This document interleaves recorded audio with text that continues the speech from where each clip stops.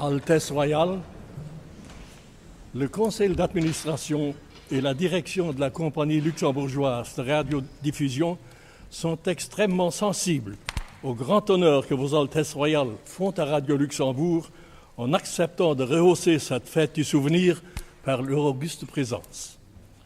Nous prions vos Altesses royales de daigner agréer, en retour de ce précieux témoignage de bienveillance, l'hommage de notre plus profonde et respectueuse gratitude et de l'indéfectible attachement de la compagnie et de ses dirigeants à notre vénérée maison souveraine. Excellences, Mesdames, Messieurs, à vous tous qui nous faites l'honneur de participer à notre soirée commémorative, nous souhaitons une respectueuse et cordiale bienvenue. Nous saluons particulièrement les éminentes personnalités qui ont bien voulu s'associer à notre fête jubilaire.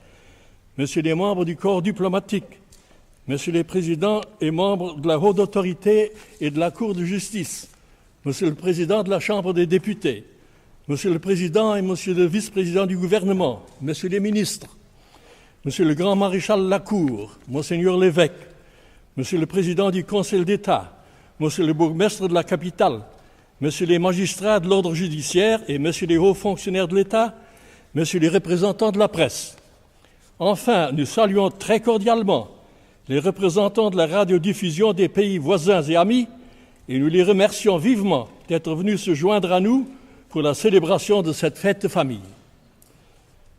Le 29 septembre 1930, Monsieur le ministre d'État Pierre Dupont apposa sa signature sur l'acte de concession accordant à la future compagnie luxembourgeoise de radiodiffusion le droit de créer et d'exploiter le premier poste émetteur sur le sol de notre pays.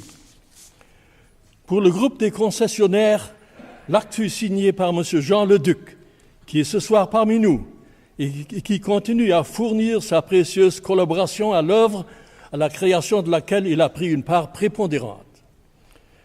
Le 15 octobre 1931, la première pierre de la station émettrice fut posée à Junglinster. La société d'exploitation bénéficiaire de la concession fut constituée le 31 décembre de la même année.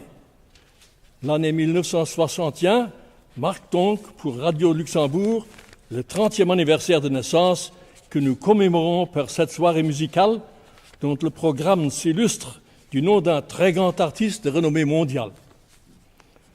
En reportant aujourd'hui notre pensée à l'époque du départ et en mesurant le chemin parcouru durant ces 30 années, nous croyons pouvoir affirmer avec une légitime satisfaction et sans fausse modestie que Radio Luxembourg a réalisé les espoirs conçus par ses fondateurs.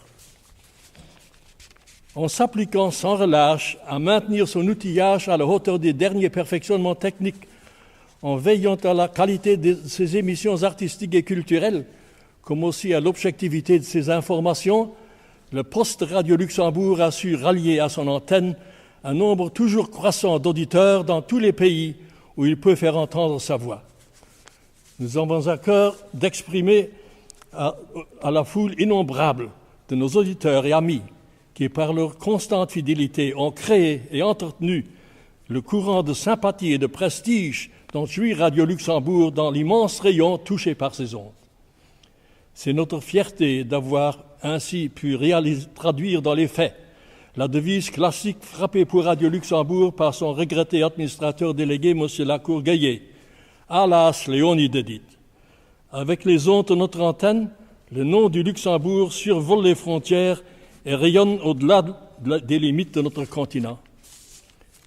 Faire connaître et aimer notre pays, telle est l'éminente mission, non écrite, mais indissolublement attachée à l'acte de naissance de Radio Luxembourg. Quelle perspective d'avenir s'ouvre devant la radiodiffusion luxembourgeoise à l'heure où elle franchit le seuil d'une nouvelle étape. Le sort de Radio Luxembourg est essentiellement lié à la paix mondiale et à la santé économique de notre continent. C'est dire qu'il sera fonction de l'évolution que nous espérons prompte et heureuse du problème vital de l'intégration européenne. C'est en effet dans leur union étroite et dans leur action solidaire que les nations européennes espèrent trouver le regain de force et de vitalité indispensable à la sauvegarde de leur indépendance et à la construction de leur prospérité.